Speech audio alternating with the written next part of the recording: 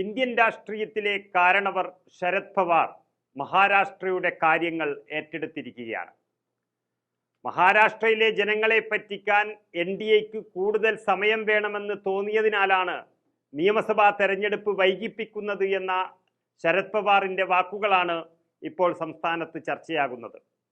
ഭരണം ലഭിച്ച് 4 വർഷമാകാറായിട്ടും നൽകാത്ത ആനുകൂല്യങ്ങൾ ഇപ്പോൾ നൽകാമെന്ന് പറയുന്ന മഹാരാഷ്ട്രയിലെ BJP സർക്കാർ ശരിക്കും ജനങ്ങളെ വിഡ്ഢികളാക്കുകയാണ് എന്നതാണ് ശരത് പവാർ പറഞ്ഞുകൊണ്ടിരിക്കുന്നത്. അതിന് തെരഞ്ഞെടുപ്പ് കമ്മീഷൻ എന്ന നിഷ്പക്ഷ സംവിധാനത്തെ ഉപയോഗിക്കുകയാണെന്നും പവാർ തുറന്നടിച്ചു.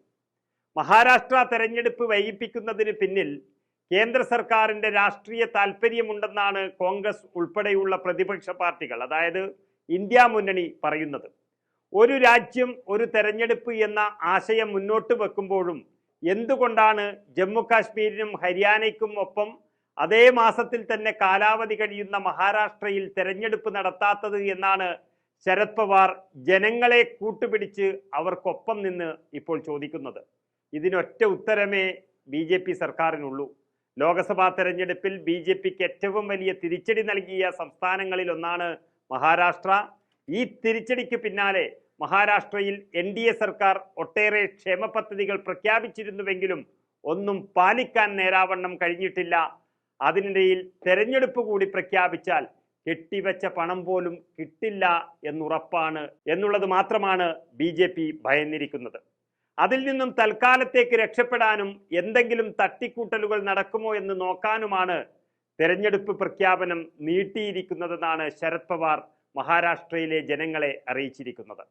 2024 നവംബറിൽ മഹാരാഷ്ട്രയിൽ തെരഞ്ഞെടുപ്പ് നടക്കുമെന്നറിഞ്ഞിട്ടും ഒരു വികസന പ്രവർത്തനവും നടത്താതെ അവസാന ഘട്ടത്തിലാണ് അവർ പണി തുടങ്ങിയത് തന്നെ.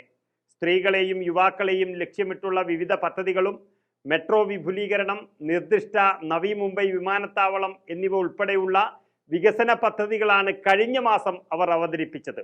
വാക്കാൽ പറഞ്ഞത് ജനങ്ങൾക്ക് കിട്ടിയില്ല എങ്കിൽ അവർ ഇരട്ടി തിരിച്ചടി നൽകുമെന്നുറപ്പായപ്പോഴാണ് മഹാരാഷ്ട്രയിൽ ഇപ്പോൾ തെരഞ്ഞെടുപ്പ് വേണ്ട എന്ന് BJP സഖ്യം തീരുമാനിച്ചത്. പക്ഷേ സ്വതന്ത്ര സംവിധാനമായ തെരഞ്ഞെടുപ്പ് കമ്മീഷൻ പോലും ഇതിന് കൂട്ടുനിൽക്കാൻ പാടില്ലായിരുന്നു. കൂടുതൽ സമയം നൽകി തെരഞ്ഞെടുപ്പ് കമ്മീഷൻ സർക്കാരിനെ സഹായിക്കുകയാണെന്ന ശരത് പവാറിന്റെ വെളിപ്പെടുത്തലാണ് മഹാരാഷ്ട്രയിലെ തെരഞ്ഞെടുപ്പ് ചിത്രം തന്നെ മാറ്റിമറിച്ചിരിക്കുന്നത്. ലോക്സഭാ തെരഞ്ഞെടുപ്പിലെ കനത്ത ഭരണവിരുദ്ധ വികാരവും മോദിക്കെതിരായ ജനവധിയും മഹാരാഷ്ട്രയിൽ ആവർത്തിക്കുമെന്ന കാര്യത്തിൽ ശരത് പവാർ ഇതുവഴി തന്നെ ഉറപ്പുവരുത്തിയിരിക്കുകയാണ്. ഇന്ത്യൻ രാഷ്ട്രീയത്തിലെ കാരണവരായ ശരത് പവാറിന്റെ വാക്കുകളും വെളിപ്പെടുത്തലുകളും തന്നെ മഹാരാഷ്ട്ര നിയമസഭാ തെരഞ്ഞെടുപ്പിനെ നിയന്ത്രിക്കുന്ന തരത്തിൽ കാര്യങ്ങൾ എത്തിച്ചതോടെ BJP സഖ്യത്തിന്റെ നില പരുങ്ങലിലാണ്.